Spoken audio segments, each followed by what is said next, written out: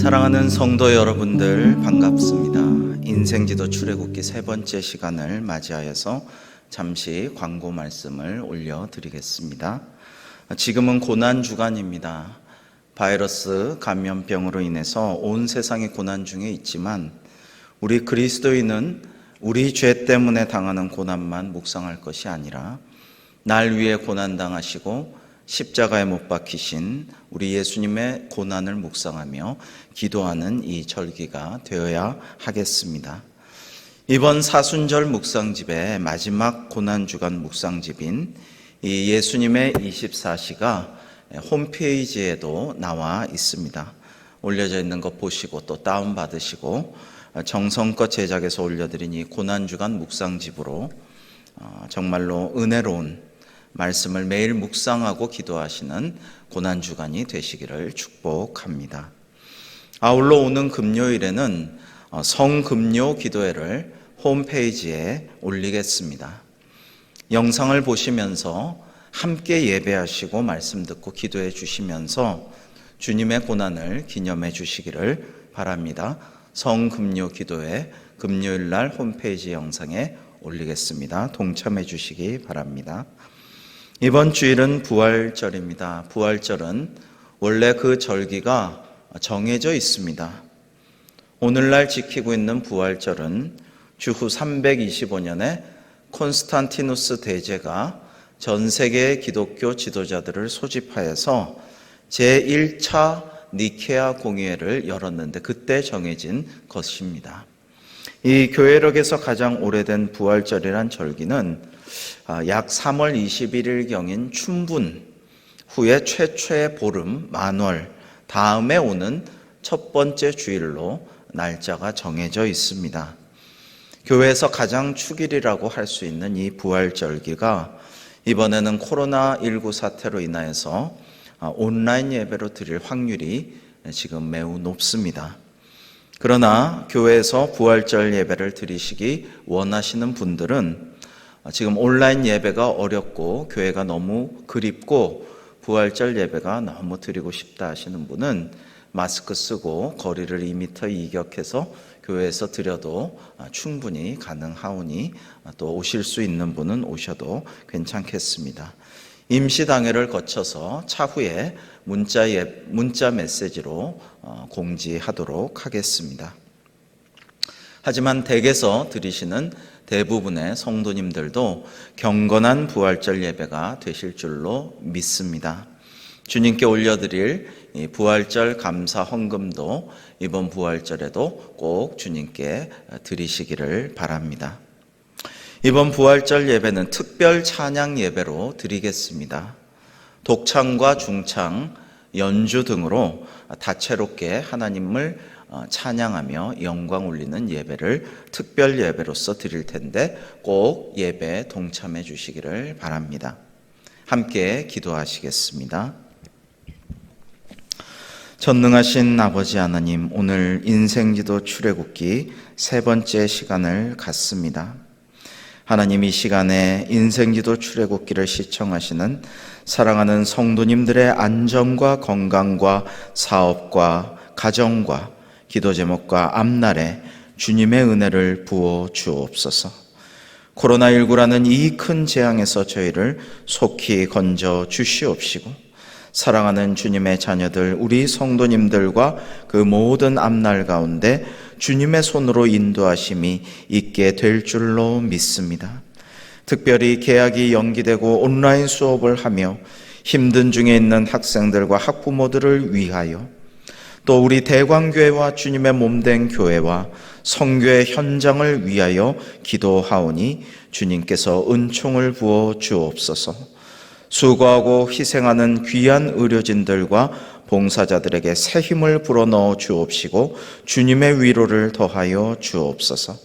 하나님, 고통 중에 있는 모든 전 세계의 환우들 가운데 여호와 라파 하나님의 치유와 회복의 역사가 있기를 간절히 바라옵고 원하오며 이 시간 강재강 전도사님 성령 충만하여 하나님께 큰 영광 돌리는 강의가 될 수 있도록 인도하여 주옵시고 듣는 저희 모두에게 열린 마음과 듣는 귀와 지혜를 허락하여 주셔서 말씀을 잘 듣고 깨달아 알며 실천할 수 있도록 도와주시옵소서. 온 시간을 주님께 온전히 맡겨 드리오며 예수님의 이름으로 기도합니다. 아멘. 우리 강재광 전도사님 나오실 때 박수로 환영하시겠습니다. 네, 여러분 한 주간 평안하셨습니까? 오늘은 인생기도 출애굽기 제3강을 여러분들과 같이 나누고자 합니다. 지난 시간에 배운 것들을 복습을 해보겠습니다. 우리가 지금 무엇을 배우고 있습니까, 여러분? 우리는 출애굽기를 통해서 하나님의 구속사를 배우고 있지요. 그리고 그 하나님의 구속사는요, 출애굽기에서 어디에 나타나고 있죠? 자, 보고, 듣고, 알고, 내려가서 건져내고, 인도하여 데려가려 하노라. 이 7가지 동사에 하나님의 구속사역이 아주 집약되어서 나타나 있다고 제가 말씀을 드렸습니다. 자, 그러면 이 구속사의 흐름 중에서 내 삶의 전환점이 되는 시기가 있다고 말씀을 드렸습니다. 그것이 바로 우리가 지난주에 배웠던 12강, 즉 6월절 이야기, 그 6월절 이야기가 우리의 영적인 6월절이 우리 삶의 전환점이 된다고 제가 말씀을 드렸습니다. 그래서 영적인 6월절을 통해서 하나님께서는 구원받은 이후의 삶을 어떻게 살라고 우리에게 말씀하셨죠? 3가지 원리를 우리에게 말씀하셨죠. 회개를 통한 비움이었죠. 그렇죠? 회개를 통해서 자기를 다 비워버리는 건, 그리고 자기가 비웠으니까 이제 그 비운 공간에 무엇인가를 채워야 되겠죠. 그런데 그것이 바로 예수 그리스도, 즉 말씀 대신 예수 그리스도를 먹음으로 말미암아 우리가 구원받은 이후의 삶을 살아갈 수 있는 힘을 얻어가라, 이렇게 하나님께서 말씀하셨죠. 그리고 비우고 하나님의 말씀으로 채웠으니까 이제 하나님의 말씀으로 가득한 삶이니까요, 세상과는 구별된 경건한 삶을 살아가라, 이렇게 하나님께서 말씀하셨습니다. 그래서 우리 삶의 전환점, 영적인 6월절의 3가지 삶의 원리, 비움, 채움, 구별입니다.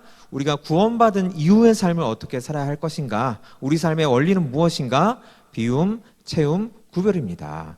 그리고 또한 하나님께서 우리의 정체성을 말씀을 해주셨죠. 우리가 하나님의 장자, 그리고 여호와의 군대라는 2가지 정체성으로 살아가라고 말씀하셨고, 그 다음에 그 6월절 날 그 히브리 사람들이 먹는 자세를 통해서 순종하는 삶을 우리에게 말씀을 해 주셨습니다.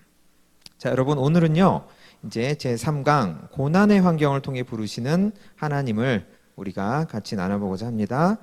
이스라엘에게 주어진 고난의 환경. 자, 하나님께서 하나님의 백성을 부르심의 방법은 다양하죠. 이스라엘 백성들이 가나안을 떠나 애굽에서 살아온 세월이 430년이 지나자 이스라엘 자손들은 하나님을 잊어버리기 시작을 했습니다.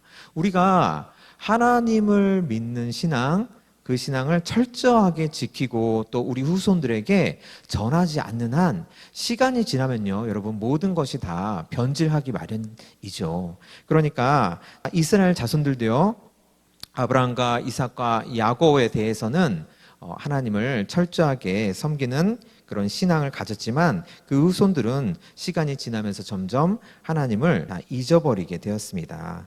하나님께서 하나님의 사람들을 일깨우기에 일반적으로 사용하는 방법은 고난입니다.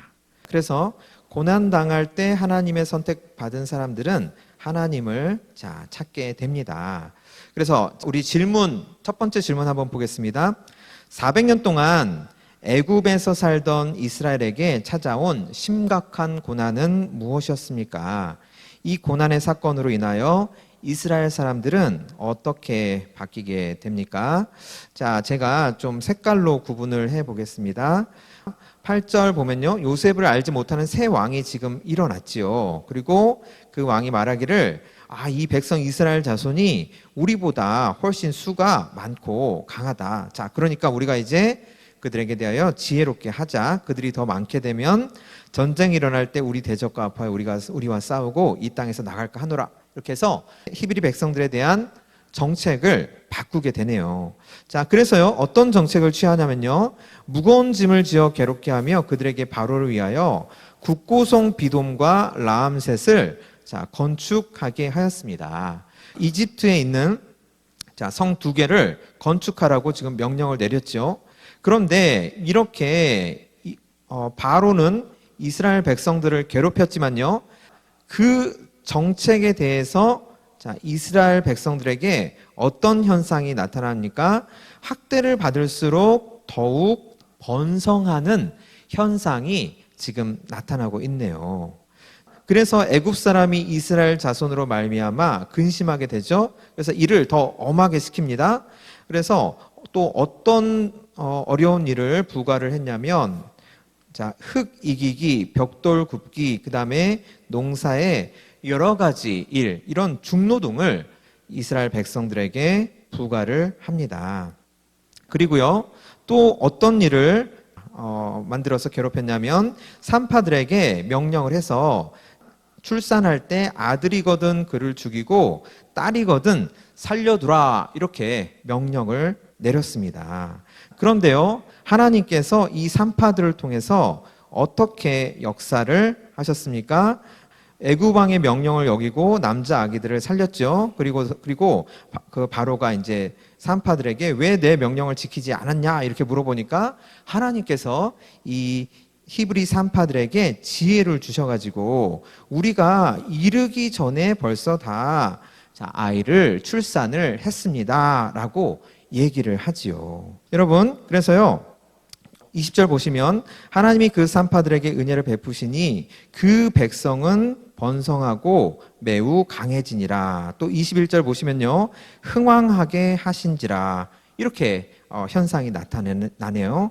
그리고 마지막으로 이제 더 민족 말살의 정책을 이제 바로가 취하는 거죠. 그래서 22절 보시면 아들이 태어나거든 너희는 그를 나일강에 던지고 딸이거든 살려두라. 이렇게 민족 말살 정책, 아예 씨를 말려버리는 그런 정책을 취합니다.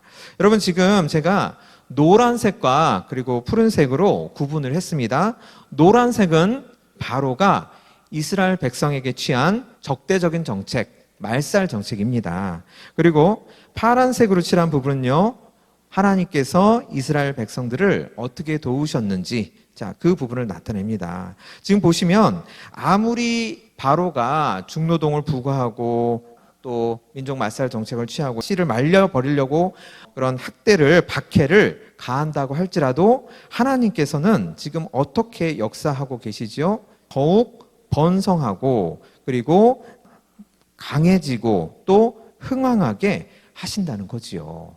바로가 아무리 하나님의 백성에게 고통을 주고 괴롭히고 박해를 한다고 하더라도 지금 하나님께서 우리에게 주신 말씀으로 우리가 파악을 해보니까 하나님은 그 박해의 현실, 고난의 현실 가운데서도 우리를 번성하게 하시고 우리를 강하게 하시고 우리를 흥왕하게 하심을 우리가 알 수 있습니다. 왜 하나님께서 이렇게 역사를 하실까요? 2번 질문에 그 해답이 있습니다.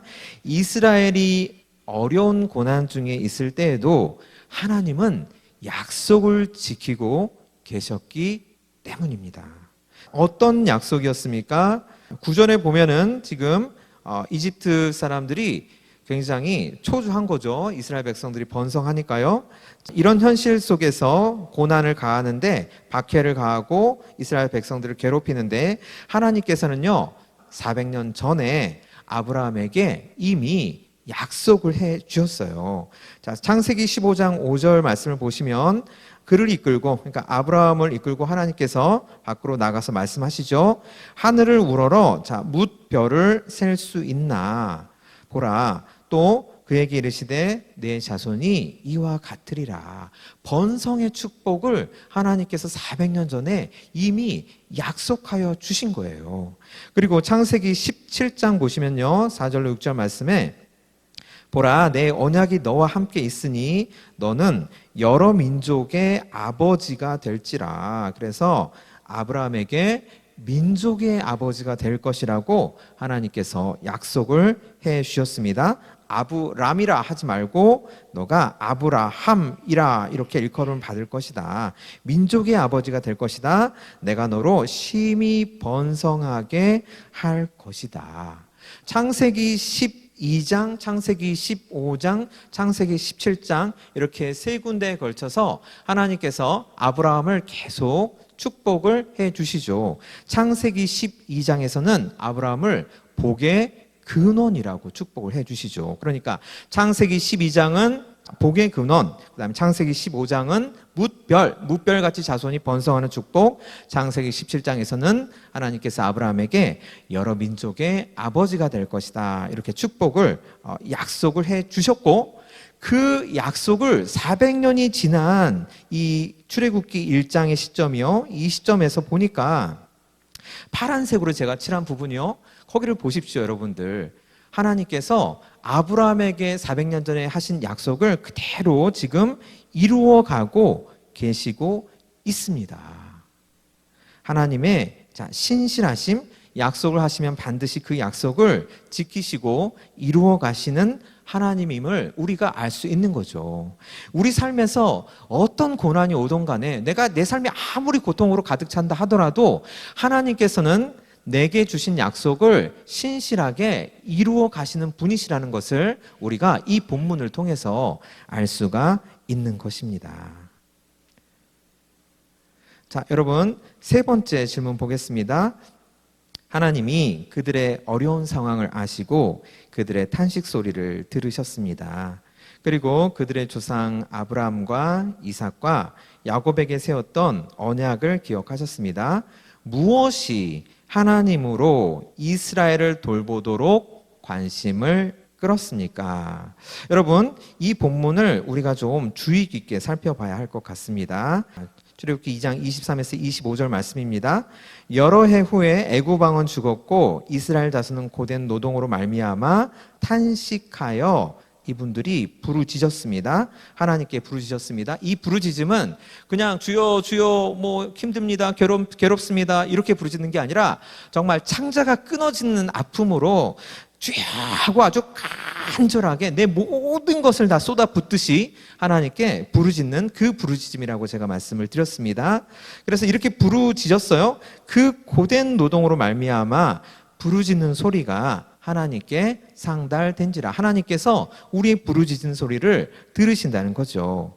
하나님이 그들의 고통 소리를 들으시고 하나님이 아브라함과 이삭과 야곱에게 세운 언약을 기억하사, 자, 고통 소리를 들으시고 언약을 기억하사 하나님이 이스라엘 자손을 돌보셨고 하나님이 그들을 기억하셨더라. 여러분, 우리가 이 본문을요 약간 피상적으로 읽으면요 마치 인간이 기도를 간절히 하면 그때서야 하나님께서 맞아, 내가 옛날에 400년 전에 아브라함이랑 이러이러한 약속을 했었지, 뭐 얘네들이 이렇게 나한테 부르짖으니까 내가 이제 그게 기억이 나구나, 이런 식으로 오해를 할 소지가 있습니다. 이 본문을 우리가 피상적으로 읽으면요. 아니요, 그렇지 않습니다. 여러분, 하나님께서는요 하나님의 신실하심 가운데서 이미 아브라함에게 창세기 12장, 창세기 15장, 창세기 17장 이렇게 세 번에 걸쳐서 하신 약속을 신실하게 이루어 가고 계셨어요. 우리가 그 증거를 지금 방금 1번 문제에서 살펴봤던 이 본문에서 우리가 알 수 있는 거죠. 하나님은 아브라함에게 하신 약속을 신실하게 이루어 가시고 있습니다. 그런데 우리는 마치 내가 뭔가 기도해서 그 기도로 하나님을 설득해서 하나님이 옛날 약속을 기억나게끔 한다, 어떤 인간의 공로라든가 어떤 내 기도의 어떤 강력한 의지로 하나님께 어떻게 하든 축복을 좀 얻어낼까, 이렇게 생각하면서 신앙생활 하는 경우가 얼마나 많은지요. 여러분, 그렇지 않습니다. 우리 기도가 물론 중요합니다. 우리가 고통 속에 있을 때 하나님 저의 고통을 돌이켜봐 주시옵소서, 저를 불쌍히 여겨주시옵소서, 이렇게 간절히 기도하는 것이 마땅한 일이지요. 하지만 그 이전에 이미 하나님께서는 나를 위한 선하신 하나님의 약속을 이미 이루어가고 계신다라는 것을 믿는 믿음이 더 중요한 거죠. 하나님께서 주권적으로 하나님께서 정하신 선하신 때에 하나님께서 약속을 이루실 거다라는 그 믿음이 더 중요한 거죠, 여러분. 우리가 부르짖는 기도가 중요하지만 이 기도를 가지고 어떻게 하나님께서 기억을 하게끔 하신다라는 그런 의미는 아닙니다, 여러분. 우리가 이 본문을 읽을 때 주의를 해야 되겠습니다. 하나님께서 그들의 고통 소리를 들으시고 그의 언약을 기억을 하셨죠. 또 우리의 그 고통 소리를 들으시고 돌보시고 기억을 하신 것은 맞습니다. 하지만 그 이전에 하나님께서는 이미 하나님의 선하신 약속을 이미 신실하게 이루어가고 계신다는 겁니다. 진행형이라는 것입니다. 하나님의 약속은 언제나 진행형이라는 것입니다, 여러분. 우리 두 번째 주제로요, 믿음의 사람들이 뜻밖의 겪었던 고난 이야기에 대해서 살펴보겠습니다. 여러분, 지금 여기 제목에요, 표현이 뜻밖의라는 표현이 나옵니다. 그렇죠. 우리가 살다 보면 고난이 다가오고 그 고난으로 인해서 내 마음이 너무 고통스럽고 내 육체가 고통스러울 수 있죠. 내가 잘 나가다가 하필이면 이 타이밍에 이런 암초를 만나서 내 인생이 이렇게 꺾이는가, 내 인생이 풍랑에 있는 바다에 이리저리 헤매이는 정말 한 척의 돛담배 같이 그렇게 돼버리는 건가, 내 인생이 이렇게 나락으로 떨어지는가, 이렇게 우리가 생각할 수가 있겠죠. 우리 뜻으로 보면 우리 뜻 밖에 갑자기 고난이 다가오는 것으로 생각을 하죠. 하지만 아닙니다. 하나님의 구속 사역 가운데 우리의 삶이 있습니다. 그래서 이 믿음의 사람들이 뜻밖에라는 표현은요, 우리가 생각할 때는 우리 인생의 뜻밖에 고난이 생겼지만 하나님의 뜻 안에서 겪었던 고난 이야기가 되는 것이죠. 제목을 다시 바꾸면요, 믿음의 사람들이 하나님의 뜻 안에서, 하나님의 뜻, 하나님의 구속사의 그 흐름 안에서 겪었던 고난 이야기라고 우리가 생각할 수가 있겠습니다. 믿음의 사람들에게 닥쳐왔던 고난의 위기들은 그들의 삶을 어떤 모습으로 성숙시켰습니까? 고난은요, 여러분, 사람들을 성숙시킵니다. 그래서요, 아브라함이요, 어떻게 이 아브라함의 인생에 닥친 고난을 통해서 성숙하게 되었는지 우리가 같이 본문을 통해서 살펴보도록 하겠습니다. 아브라함이 하나님의 인도하심을 받고 가나안에 들어갔을 때 찾아왔던 위기는 무엇이었으며 그가 겪었던 어려움들은 어떠했습니까?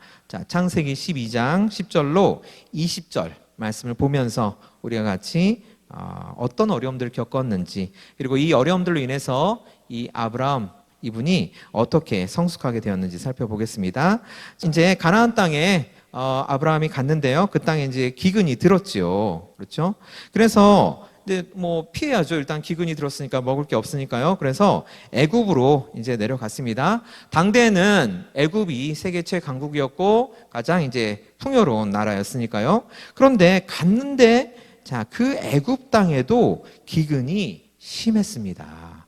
그러니까 고난을 피하려고 갔는데 거기서 또 다른 새로운 고난을 만난 거죠. 그리고 엎친 데 덮친 격이라고 애굽에 갔더니요, 아브라함의 아내 사레에게 말하되 내가 알기에 그대는 아리따운 여인이라. 그래서 애굽 사람이 그대를 볼 때 이르기를 이는 그의 아내라 하여 나는 죽이고 그대는 살리리니 그대는 나의 누이라 하라. 그러면 내가 그대로 말미암아 안전하고 내 목숨이 그대로 말미암아 보존되리라 하니라. 그래서 애굽 궁궐에 사례를 들여보내도록 했습니다. 여러분, 지금 보면요, 기근과 기근으로 이어지고 있죠.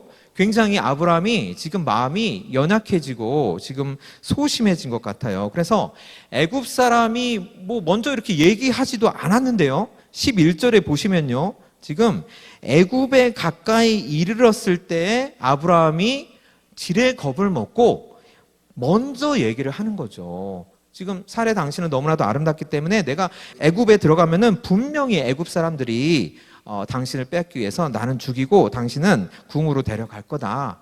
아주 너무나도 소심해지고 너무나도 나약한 그런 인간의 모습을 우리가 이 본문을 통해서 발견할 수가 있습니다. 그래서요 14절 보시면요, 아브라함이 애굽에 이르렀을 때 애굽 사람들이 그 여인이 심히 아리따움을 보았고 바로의 고관들도 그를 보고 바로 앞에서 칭찬함으로 이제 그 여인을 바로의 궁으로 이끌어 드렸습니다. 자 16절, 이에 바로가 그로 말미암아 아브람을 박해함으로라고 돼야 하는데 희한하죠? 아브람을 후대함으로라고 나오네요. 아브라함 생각에는 내가 이제 이 사례 때문에 나는 정말 죽었구나. 내 와이프가 너무 이뻐서 나는 죽이고 내 와이프는 뺏어가겠지. 이렇게 생각했죠. 겁을 먹고 덜덜덜 떨면서 애굽에 들어갔는데 16절에 어떻게 나옵니까? 아브라함을 후대함으로 아브라함이 양과 소와 노비와 암수 나귀와 낙타를 얻었더라. 생각지도 못한 재산을 얻었습니다. 그리고요, 하나님께서 또 어떻게 역사하십니까? 17절 보시면 아브라함의 아내 사레의 일로 바로와 그 집에 큰 재앙을 내리셨지요. 바로가 아브라함을 불러서 이르되 내가 어찌하여 나에게 이렇게 행하였느냐? 내가 어찌하여 그를 내 아내라고 내게 말하지 아니하였느냐? 내가 어찌 그를 누이라 하여 내가 그를 데려다가 아내를 삼게 하였느냐? 내 아내가 여기 있으니 이제 데려가라. 이제 데려가라.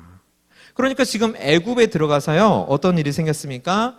바로한테 큰 대접을 받고 또 재산도 많이 얻고 이제는 사랑하는 아내 사레와 생이별하겠다 이렇게 생각을 했는데 생이별은커녕 오히려 아내와 그의 모든 소유를 가지고 애굽으로부터 아주 무사히 나왔습니다. 여러분 우리가 아브라함의 일생을 좀 잠깐 살펴볼게요. 창세기 11장, 창세기 12장, 창세기 13장, 그다음에 창세기 14장, 창세기 15장. 지금 우리가 창세기 12장을 다루고 있죠.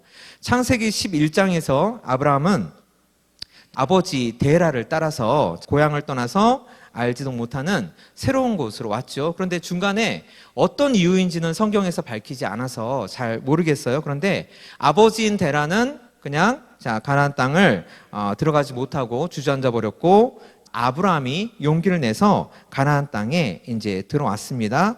그리고서 창세기 12장에서 하나님께 축복을 받지요. 하나님께 축복을 받는데 아직 긴가민가한 상황입니다. 그 타이밍에 기근이 발생했고 그래서 애굽에 지금 들어왔죠. 이 본문이 지금 이 상황을 얘기를 하고 있는 거죠.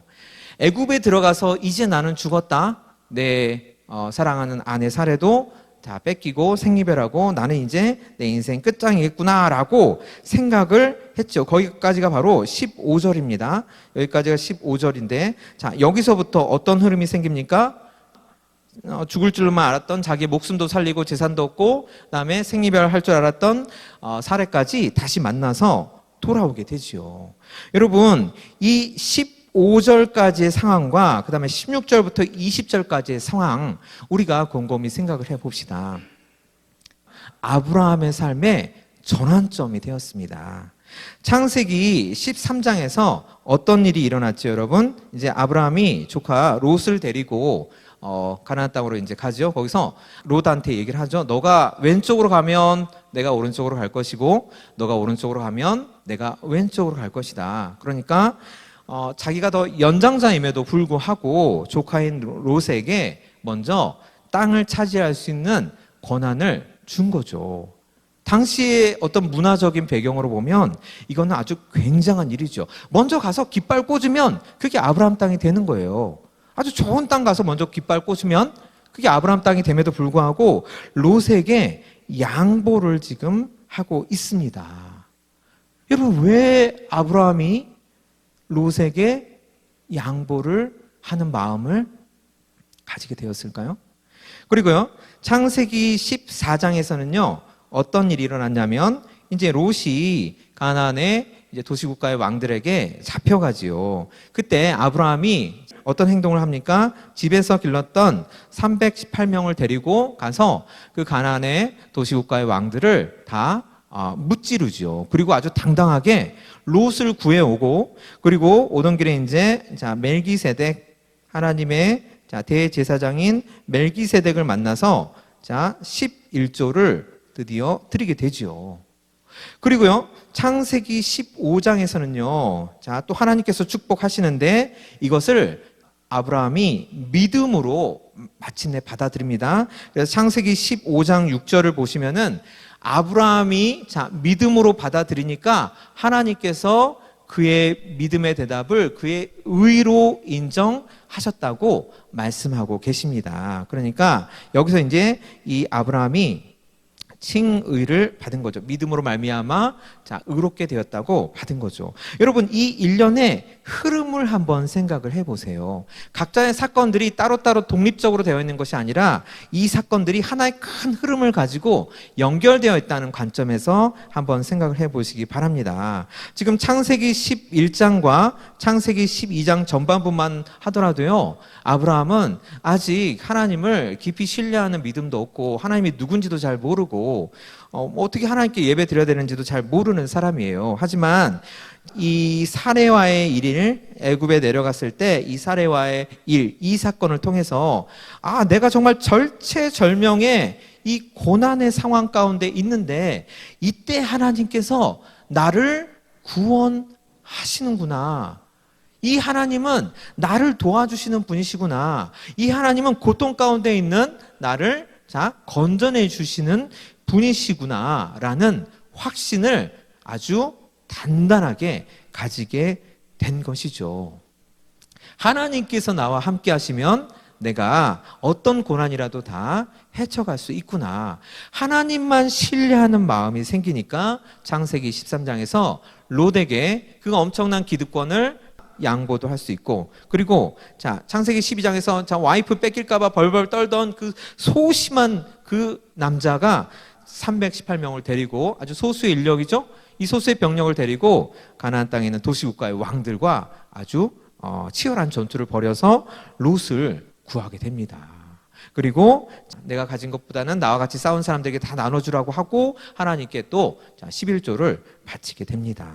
그리고 창세기 15장 가서 하나님께 이제 아브라함의 믿음을 인정받게 됩니다. 여러분, 이 모든 인생의 전환점이요, 바로 창세기 12장 이 본문에 나와 있는 이 사건으로 말미암아 발생하는 것입니다. 우리 삶에도 아브라함에게 닥친 이런 고난이 각자의 삶에 따른 그 케이스 바이 케이스로 각각의 경우에 따라서 다 생기겠죠. 하지만 그때 나를 도우시는 하나님, 그 고난으로부터 나를 건져내시는 그 하나님을 신뢰하는 마음을, 그 하나님을 정말 온전히, 완전히 99.9%도 아니고 완전히 100% 신뢰하는 그런 마음을 가지면 창세기 13, 14, 15장에 나타난 바와 같이 우리 인생도 아브라함처럼 변할 수가 있다는 것이죠. 그래서 하나님께서 아브라함에게 이 창세기 12장에 나오는 고난을 잠시 허락하신 것이죠, 여러분. 그리고 우리 두 번째로요, 이번에 다윗 때 블레셋과 전쟁이 일어나 이스라엘이 어려움을 겪지만 이 일로 인하여 이스라엘의 새로운 왕이 준비됩니다. 다윗의 새 역사는 어떻게 시작됩니까? 다윗의 이야기가 나옵니다. 문제에 어떤 표현이 있냐면요, 이스라엘의 새로운 왕이 준비된다라는 표현이 나옵니다. 새로운 왕이 준비되기 위해서 하나님을 경외하지 않는 사울의 뒤를 잇는 새로운 왕 다윗이 어떻게 준비되었는지 우리 한번 본문을 통해서 보겠습니다. 지금 전장에 다윗이 와서요, 사울에게 얘기를 했는데 사울이 너무 어려서 너는 싸울 수가 없다 이렇게 말하니까 34절부터 이제 다윗이 대답을 합니다. 주의 종이 아버지의 양을 지킬 때에 사자나 곰이 와서 양떼에서 새끼를 물어가면 내가 사자나 곰을 따라갔다고 합니다. 그것을 치고 그 입에서 새끼를 건져내었고 그것이 일어나 사자나 곰이 일어나서 나를 해하고자 하면 내가 그 수염을 잡고 그것을 쳐 죽였나이다. 이런 일은 할 수가 없을 것 같습니다. 사자나 곰의 입을 벌리고 거기서 이미 이제 그 목구멍으로 넘어가고 있는 그 새끼 양들 그것들을 끄집어내고 그 다음에 사자나 곰의 수염을 잡고 막 쳐 죽였다고 합니다. 어떻게 이런 용기가 또 이런 완력이 나올 수가 있을까요, 여러분? 다윗이 그 아버지의 양들을 지키면서 얼마나 많이 혼자서 훈련을 했겠습니까? 사자의 약점이 어딘지, 사자의 급소가 어딘지, 곰의 급소가 어딘지 얼마나 많이 이 다윗이 연구하고 또 연구를 했겠습니까? 그리고 실제로도 사자와 곰이랑 싸우면서 부상도 많이 당했을 것 같아요, 제 생각에는. 근데 그 모든 것들을 다 이겨내고 사자와 곰을 무찌를 수 있는 용기와 그리고 그 완력을 다윗은 준비를 한 거지요. 그리고요, 여호와께서 37절 보세요. 여호와께서 나를 사자의 발톱과 곰의 발톱에서 건져내셨은즉, 그러니까 수도 없이 사자와 곰과 싸우면서 이 다윗도 어떤 확신이 생겼습니까? 어떤 믿음이 생겼습니까? 도저히 내가 사자랑 곰하고는 싸울 수 없을 것 같은 상황임에도 불구하고 막상 싸우면 자기가 이기더라 이거죠. 그러면 이 힘과 이 기술이 도대체 어디서 왔을까? 하나님께서 나를 사자의 발톱과 곰의 발톱에서 건져내셨다는 아주 굳센 믿음이 수많은 훈련을 통해서 이 다윗의 마음에 자리 잡게 된 거지요. 그리고 이제 골리앗과 다윗이 싸우면서요, 물맷돌을 가져서 48절 보시면요, 다윗에게로 마주 가까이 올 때 다윗이 블레셋 사람을 향하여 빨리 달리며 손을 주머니에 넣어 돌을 가지고 물매로 던져 블레셋 사람의 이마를 치매 돌이 그의 이마에 박히니 땅에 엎드러지니라. 이것도 여러분, 다윗이 평소에 양을 지키면서 얼마나 많이 물맷돌을 던졌기에 이 위급한 상황에서 침착하게 단 한 발로 블레셋 사람의 급소를 명중시켜서 골리앗을 죽일 수가 있었겠습니까? 제 생각에는 다윗이 이 물맷돌만 해도 수천 번, 수만 번, 수십만 번 던지면서 연습을 했을 것 같아요. 그러니까 지금 이 본문을 통해서요, 우리가 확인할 수 있는 것은요, 이 다윗이 새로운 왕으로 준비되기 위해서 하나님께서는 이 들에서 양떼를 지키며 때로는 사자를 보내시기도 하고 때로는 곰을 보내시기도 하고 마지막에는 이 골리앗을 보내셔서 끊임없이 이 다윗을 단련시키시고 또 단련시키셨죠.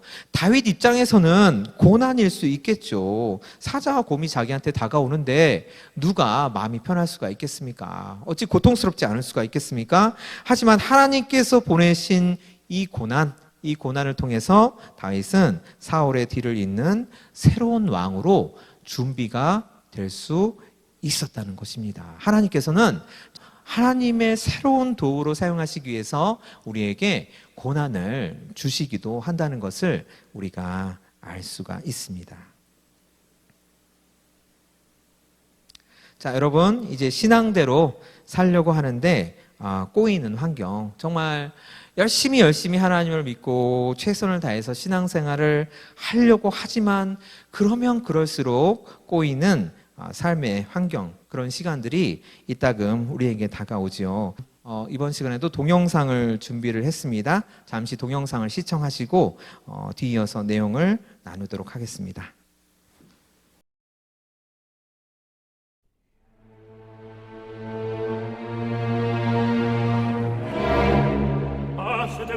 Quel trouble agité tout mon être. Quel fort espoir, comment ai-je cru reconnaître? Hélas, devant mes yeux déjà la chance, la même vision, tant de fois passée. Non, non, c'est le remords, la fièvre, le délire.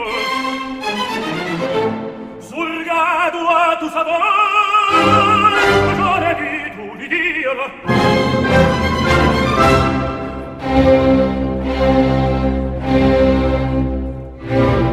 Argila mon cerveau, j'ai voulu la revoir. J'ai découvert sa trace, et je suivi ses pas, et caché dans la nuit, et soupira tout bas. J'écoutais ses doux chants, apportés dans l'espace.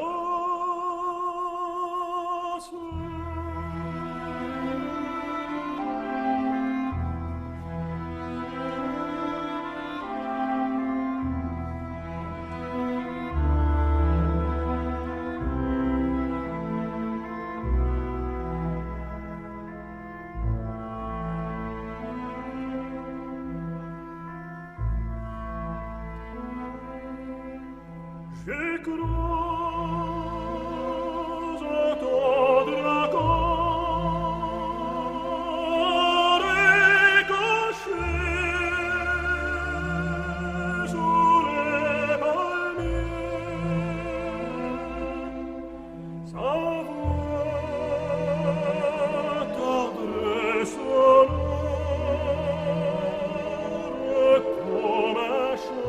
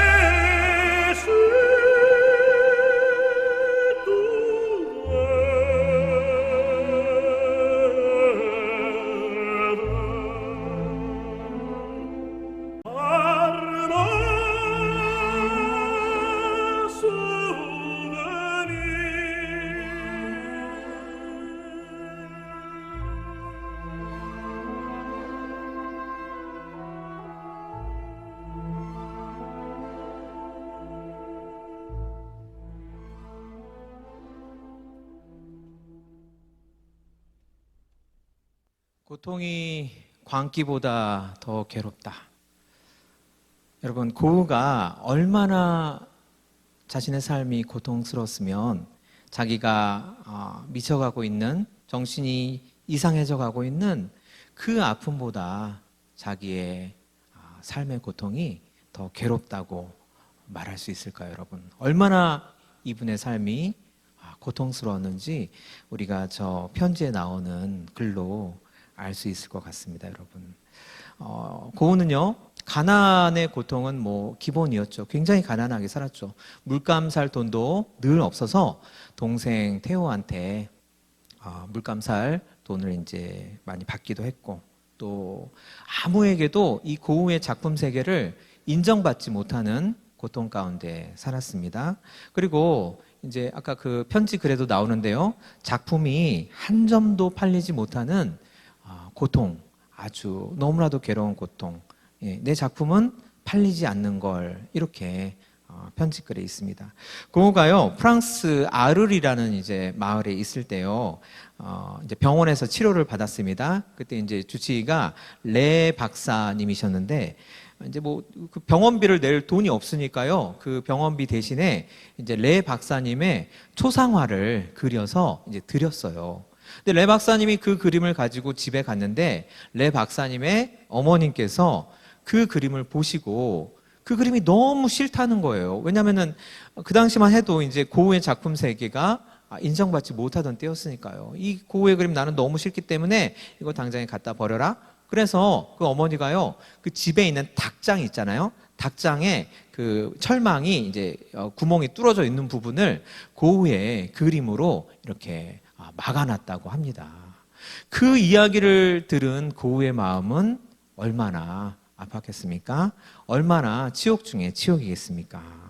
그런데요, 고흐 지금 제가 보여드리는 이 작품이요, 경매에 나가면 여러분들도 뭐 아시겠지만 1,000억이 넘는 작품이 굉장히 많죠.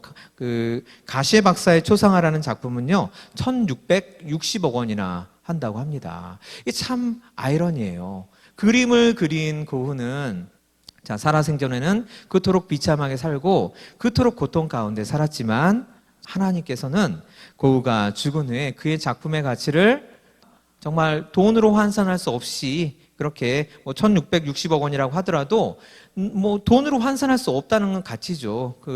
그런 액수가요. 그러니까 그렇게 고흐의 작품을 높이셨을까?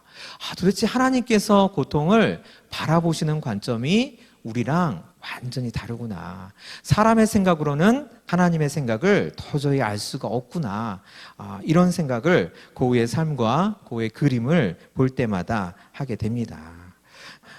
요셉도요, 질문 1번에 나오는 요셉도 정말로 내 인생이 왜 이렇게 되었을까? 내가 왜 이런 삶을 살아야 될까? 고민하고 또 고민했던 사람 중에 하나입니다. 하나님은 요셉을 생명의 부양자로 선택하셨습니다. 그로 인하여 애굽이 살고 애굽 주변 국가들이 살고 야곱 가족 70명이 살고 이스라엘의 애굽에서의 430년이 준비되었습니다. 자, 이렇게 준비되기 이전에 하나님께서는 그를 아주 혹독하게 단련시키셨고 정말 이해 못할 고난으로 그의 마음을 갈갈이 찢어 놓으셨죠. 지금 창세기 41장 51절로 52절 본문 보시겠습니다. 요셉이 그의 장남의 이름을 므낫세라고 지었습니다. 근데 이 므낫세라는 이름의 뜻이요, 하나님이 내게 내 모든 고난과 내 아버지의 온 집 일을 잃어버리게 하셨다. 이런 의미로 아들의 이름을 므낫세로 지었습니다. 여러분 곰곰이 생각해 보세요. 이 요셉의 말을 바꿔서 생각을 하면요, 요셉이 므낫세라는 아들의 이름을 짓기 전까지 얼마나 하나님이 왜 내게 이런 고난을 주셨을까? 내 아버지는 지금 잘 계실까? 내 동생 베냐민은 지금 어떻게 하고 있을까? 왜 형님들은 나를 그때 노예상인들에게 팔아 넘겼을까? 질문하고 또 질문했겠지요. 그렇죠. 총리가 돼서 이제 안정이 되어도 첫아들 이름을 므낫세라고 짓기 전까지 이 사람이 얼마나 치열하게 자신의 고난, 자신의 고통을 생각하고 성찰하고 하나님께 질문하고 그랬음을 우리가 이 51절로 알 수가 있습니다. 그리고 52절 보시면요, 차남의 이름을 이제 에브라임이라고 지었어요. 하나님이 나를 내가 수고한 땅에서 번성하게 하셨다라는 뜻으로 지었습니다. 여러분 므낫세와 에브라임을 비교해 봅시다. 므낫세를 짓기까지는 요셉이 정말로 자신의 고난에 대해서, 이해할 수 없는 고난과 고통에 대해서 생각했지만, 차남의 이름을 에브라임으로 지으면서 이제 생각이 바뀐 것을 알 수가 있지요. 그래, 하나님께서 나를 축복해 주셔서 내가 이 애굽 땅의 총리가 되었으니까 이제 내가 여기서 정착하고 여기서 하나님께서 이루어주신 가족과 함께 내가 잘 살아야 되겠다. 이제 나는 히브리 백성이 아니라 애굽 땅의 사람으로서 잘 살아가야 되겠다. 이렇게 정체성을 이제 정한 거죠. 내가 이제 새로운 삶으로, 새로운 인간으로 아버지 일, 내 고난의 일, 이런 건 다 기억의 강에 흘려보내버리고 이제 나는 새로운 삶을 살아야 되겠다 라는 마음으로 에브라임이라고 아들의 이름을 지었겠죠. 그런데요, 이제 형님들이 오고 일들이 막 일어나죠. 그리고 나서 창세기 50장 20절 말씀 보시면, 형님들, 당신들은 나를 해하려고 하였으나 마침내 이 요셉이 하나님께서 왜 내게 이런 고난을 주셨는지를 깨닫는 장면이 나옵니다. 하나님은 그 나의 모든 이해 안 되는 고난, 내가 도저히 받아들일 수 없는 그 고난들을 선으로 바꾸셔서 오늘과 같이 형님들, 또 우리 아버지, 가족들, 또 많은 애굽 백성들, 그 주변 국가들의 백성을 구원하게 하시려고 나를 이토록 훈련시키셨구나. 하나님은 그래서 요셉을 생명의 부양자로 선택하신 것을, 내 인생의 사명은 생명의 부양자구나, 이것을 마침내 깨달은 것이죠, 여러분. 여러분, 저도요, 많이 아프고 힘들고 그럴 때요, 늘 죽음의 공포가 제 마음속에 있었습니다. 심장이 계속 이제 통증이 오니까요. 그럴 때마다요, 제가 그 요셉 41장 51절 52절 이 요셉의 본문을 읽고 어떤 생각을 했냐면, 내가 만약에 나중에 결혼해서 자식을 둘 낳으면은 한 명의 이름은 강생이라고 지어야 되겠다. 그리고 또 한 명의 이름은 강명이라고 지어야 되겠다. 그래서 둘이 합쳐서 생명이라고 내가 불러야 되겠다. 왜냐하면 저는 너무나도 늘 매일매일이 생명의 위협을 느끼면서 살고 있으니까, 진짜 이 요셉처럼 자식의 이름을 이렇게 지어서라도 정말 넘어가고 싶은 그런 마음이 들더라고요. 그런데 저도 이제 이런 모든 어둠의 터널들을 다 지나놓고 보니까 하나님께서 나를 생명을 살리는 일을, 영혼을 고치는 의사로서 사역자의 길을 가게 하셨구나. 이 모든 고난을 통해서 하나님께서 나를 사역자로 세우려고 하셨구나. 드디어 저도 깨달아지고 이해가 되는 거지요. 그러니까 하나님께서 우리에게 주신 그 어떤 고난이라도 하나님의 구속사의 흐름, 하나님의 뜻 안에 있지 않는 것이 하나도 없습니다. 그러니까 우리는 어떤 고난이 오더라도 하나님을 신뢰하고, 하나님께서 분명히 이 고난을 통해서 나에게 맡기신 사명이 있을 것이다 라고 굳세게 믿고 앞으로 나아가야 하겠습니다. 자, 이제 두 번째 질문입니다. 하나님은 예루살렘 교회를 세계 선교를 위해 선택하셨습니다. 그러나 예루살렘 교회는 부흥으로 만족하고 있었습니다. 그들은 어떤 사건을 출발로 하여 선교적인 사명을 감당합니까? 사도행전 이제 8장 말씀입니다. 자, 사울이 예루살렘 교회에 있는 이 분들에게 큰 박해를 했죠. 사울과 이제 그에게 동조하는 사람들이요. 그래서 예루살렘 교회예요. 지금 어떻게 상황이 바뀌었습니까? 그 이전에는 다 예루살렘 교회에 모여서 우리가 여기서 부흥하자, 여기서 우리가 하나님 잘 믿자, 이런 식으로 지내고 있었는데, 사도 외에는 다 유대와 사마리아 모든 땅으로 흩어졌다고 합니다. 그래서요, 그 흩어진 사람 중에 이제 빌립 같은 경우는 사마리아 성으로 내려가서 그리스도를 백성에게 전했지요. 그러니까 우리가 생각할 때는 도대체 하나님께서 왜 교회가 핍박받고 교회가 고난당하는 이런 사건들을 우리에게 보내주시는가? 고난과 박해가 우리는 도저히 이해가 안 되지만, 고난과 박해를 통해서 오히려 하나님께서는 하나님 나라를 어떻게 하셨죠? 확장을 하고 계신다는 것이지요. 그리고 세 번째 질문이요. 바울이 빌립보에서 귀신 들린 여자를 치료해주고 나서 많이 맞고 옥에 갇히게 되었습니다. 찬송하고 기도하는 그들에게 놀라운 기적이 일어났습니다. 감옥문이 열렸습니다. 빌립보에서 당한 고난이 구속사에 가져온 이익은 무엇입니까? 이 본문도 마찬가지입니다. 바울과 실라가 핍박받고 고난당하고 있습니다. 하지만 이 핍박과 고난 가운데서 바울과 실라는 오직 하나님께 기도하고 하나님을 찬송을 합니다. 그러니까 이제 감옥문이 열렸죠. 그래서 이때 이제 간수는 자기 책임이죠. 그렇죠? 어떤 원인인지 모르겠지만 일단 감옥문이 열리고 죄수들이 다 도망가니까 간수는 사형이죠, 사형. 군법에 의해서.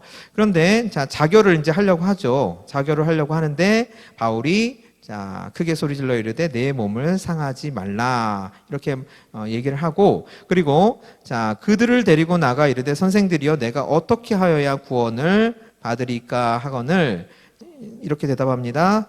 주 예수를 믿으라, 그리하면 너와 내 집이 구원을 받으리라. 그리고 이 말을 듣고요, 간수가 그들을 데려다가 그 맞은 자리를 씻어주고 자기와 그 온 가족이 다 세례를 받았다고 되어 있습니다. 여러분, 그래서요, 교회 전승에 따르면 바로 이 간수의 집에서 빌립보 교회가 시작되었다라고 보고 있습니다. 그러니까 정말 고난의 자리, 박해의 자리였지만 그 자리에 하나님께서 역사하심으로 말미암아 전혀 생각지도 못했던 그 고난과 박해를 주던 사람인 그 간수의 집으로부터, 그의 집으로부터 한 도시의 교회가 시작되었다는 거죠. 빌립보가 복음화되기 시작되었다는 거죠. 이것이 바로 하나님께서 우리의 삶에 고난을 주시고 그 고난을 이용해서 하나님의 나라를 확장해 가시는 방법입니다. 여러분, 적용 질문 잠깐 보고 마치겠습니다. 자, 2번 보시겠습니다.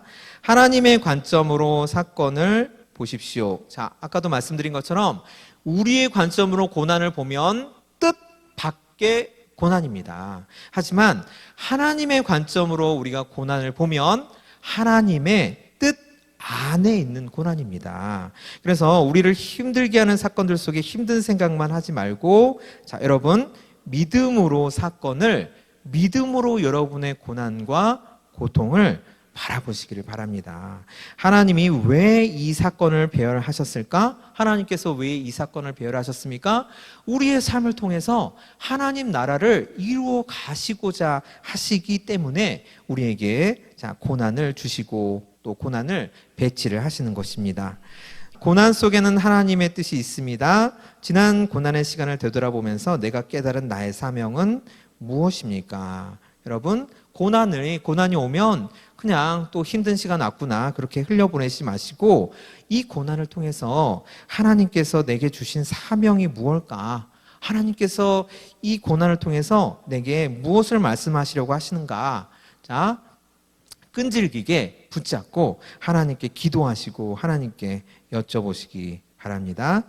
자, 네 번째 질문입니다. 이스라엘은 위기가 왔을 때 부르짖어 기도했습니다. 성경은 그들의 부르짖는 소리를 하나님이 들으시고 그들 조상들과 맺었던 언약을 기억하셨다고 말씀합니다. 기도로 문제를 풀었던 간증들을 나누어 봅시다. 여러 가지가 있으시겠죠. 자, 이스라엘 백성이 부르짖었을 때 하나님은 보고 듣고 아셨습니다. 고난에는 뜻이 있음을 알아야 합니다. 자, 내가 서 있는 상황, 내가 당하는 고난의 환경은 반드시 하나님의 메시지를 가지고 있습니다.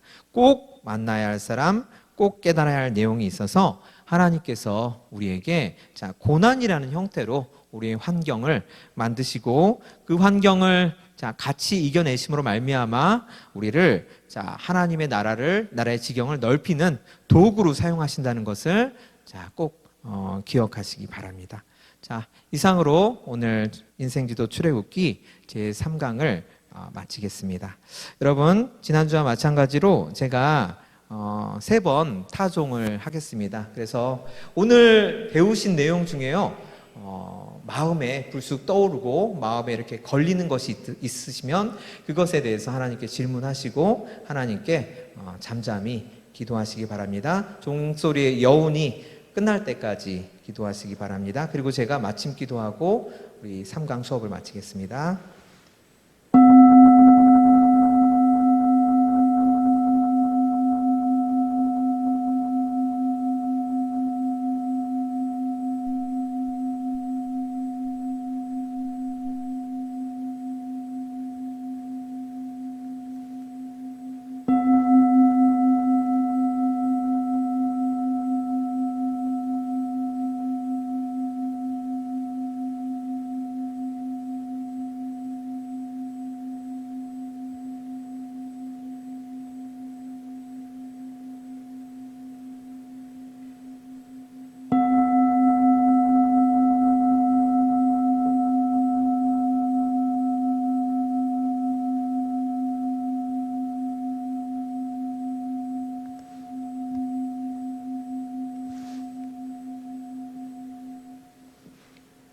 자비로우시고 인자하신 우리 하나님, 오늘 인생지도 출애굽기 제3강 하나님의 은혜와 사랑 가운데서 주님의 말씀을 잘 배울 수 있도록 주님 저희들 도와주심을 참으로 감사합니다. 하나님은 신실하신 하나님, 우리의 고난과 우리의 모든 고통 가운데서도 하나님께서는 우리에게 약속하신 하나님의 약속을 신실하게 지키시고 이루어 가시는 하나님임을 우리가 배웠습니다. 하나님, 우리가 때때로 몰려오는 인생의 파도, 정말 죽을 것 같은 모든 생명의 소망이 다 끊어질 것 같은 그런 고통 가운데서 어리석게 주님을 원망하지 않게 하시고 주님께서 우리에게 주신 약속의 도리를 우리가 굳게 붙잡고 믿음의 전진을 해 나갈 수 있도록 주님 우리와 동행하여 주시옵소서. 오늘 우리가 배운 이 모든 내용이 앞으로 우리에게 닥쳐올지도 모를 여러 가지 고난의 파도를 넘어갈 수 있는 아주 귀한 교훈이 될 수 있도록 하여 주시옵시고, 우리가 이것을 추억이나 경험으로 삼게 하지 않게 하시고, 하나님 우리의 마음에 아로새길 수 있도록 또 한 주간 이 말씀 붙잡고 하나님께 기도하며 지금까지 내게 주님께서 보내주신 모든 고난의 뜻을 다시 한번 되새겨 볼 수 있는 귀한 성찰의 시간들로 우리가 채워나갈 수 있도록 주님 도와주시옵소서. 예수님의 이름으로 감사드리며 기도드렸습니다. 아멘.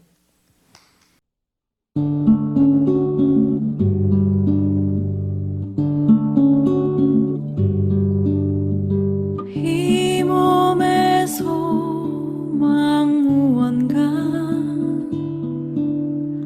우리 주 예수 밖에 없네. 우리 주 예수 밖에는